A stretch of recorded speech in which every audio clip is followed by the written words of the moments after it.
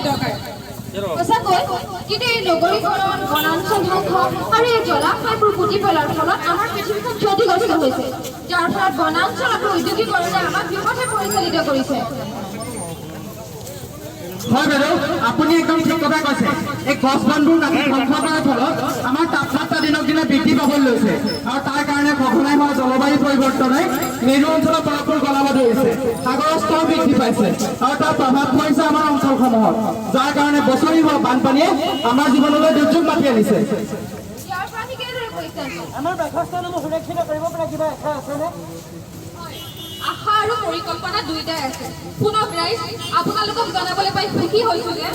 AFPৰ সমৰ্থনত অসম চৰকাৰে বন আৰু জৈৱ বৈচিত্ৰ্য সংৰক্ষণ অসম প্ৰকল্প কাম আৰম্ভ কৰিছে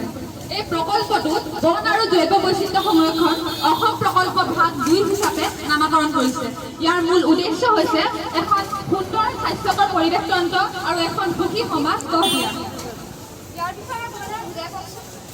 শুনক তেন্তে আৰু ৰাইজসকল আপোনালোকেও শুনক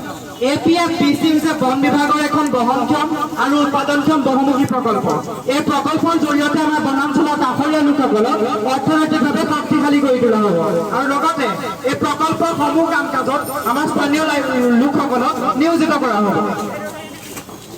স্থানীয় লোকসকলক বয়ন চিলাই মৌ পালন পশুপালন বাঁহ বেতেৰে নিৰ্মাণ কৰা